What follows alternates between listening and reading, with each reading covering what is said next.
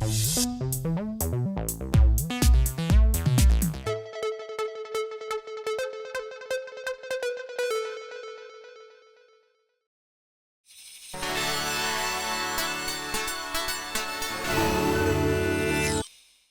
hi, John.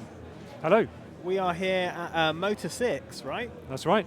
So talk us through, because it's a pretty interesting looking synthesizer. Yeah, so this is a Motas 6 synthesizer. It's a analog synth with digital control. So it's got 3 oscillators and 3 filters. And one of the main features is huge amounts of modulation.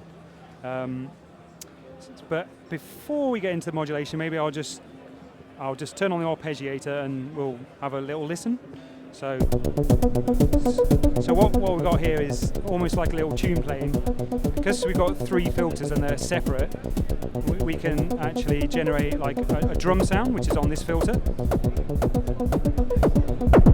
And then separately we can have like hi-hat sound on this high-pass filter.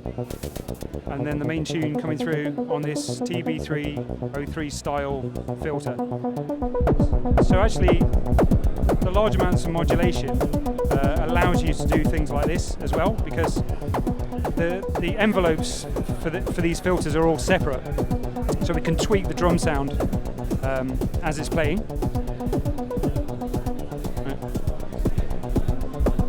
So that's quite a short decay there, and we can increase the decay time, and you can hear the sound changing. But that's completely independent of the rest of the sound. And then for the hi-hat, similar story.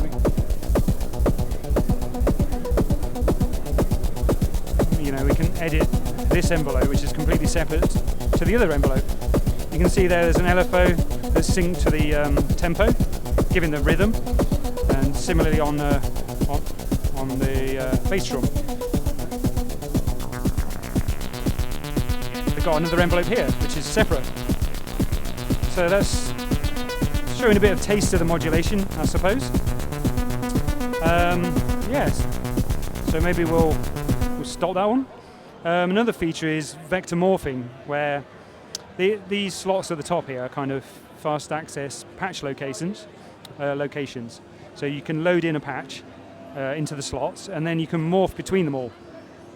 So we'll just see how that sounds at the minute. If I go up to this patch and then press this button, now we're in kind of vector morphing mode.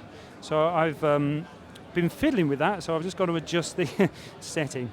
Someone else was playing with it. So that needs to be on pitch bend. So you can assign any controller or CV to the morph control. In this case, I've got pitch bend is doing X and mod wheel is doing Y. So now you can see there's a little sort of dot moving around as I move this X, Y controller. And then the sound morphs around.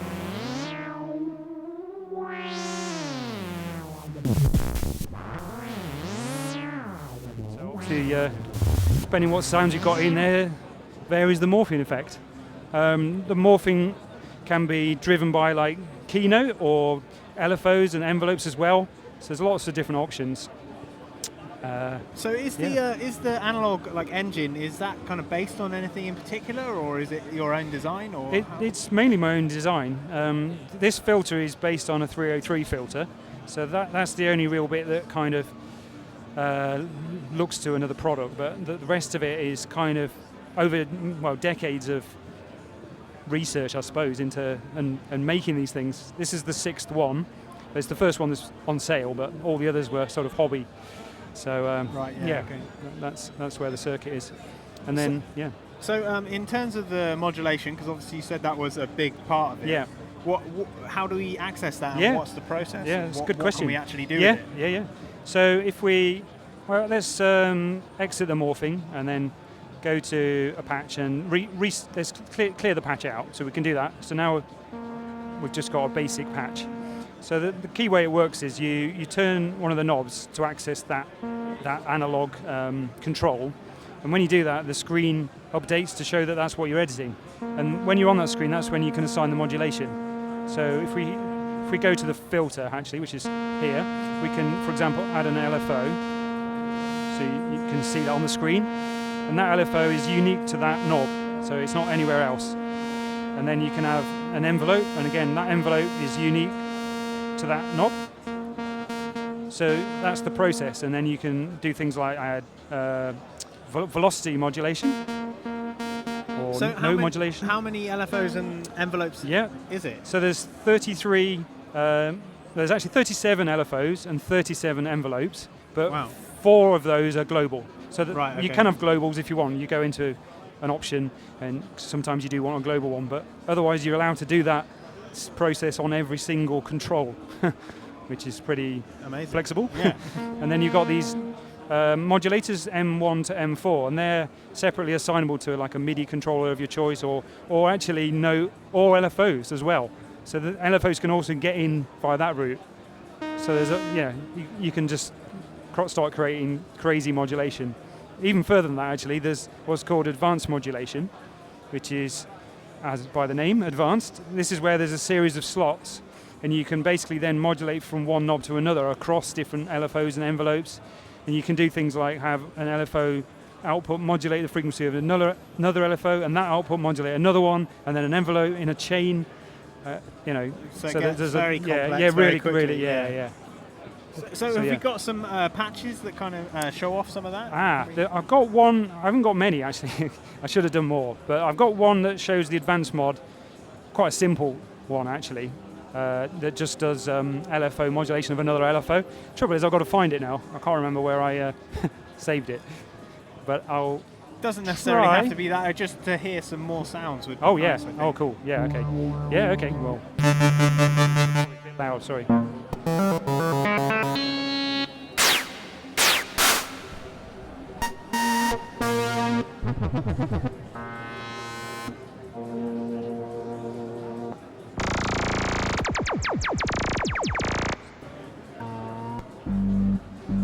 So it's actually paraphonic, so it's not polyphonic, but you can set the oscillators to different pitches if you want to play a sort of 3-note chord.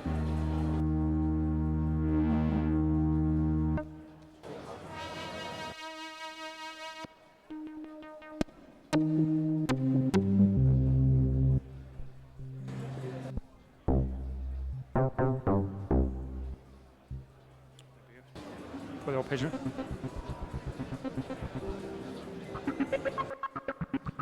Just fiddling with the arpeggiator.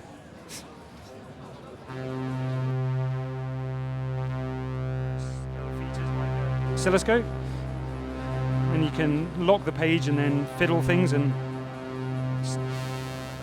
watch the waveform at the same time, or even the spectrum.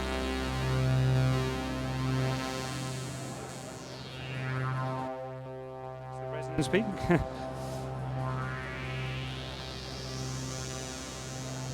So is this like a bit of a passion project for you then, or is it? Yeah, it has been. I mean, it's just many years of work really, and many years of trying to make a great synthesizer. I mean, yeah. So is it available now? Is it? Yeah. Yeah. Right, oh yeah, okay. yeah. So it's. It's been on sale for actually a few years. Right. Okay. So yeah.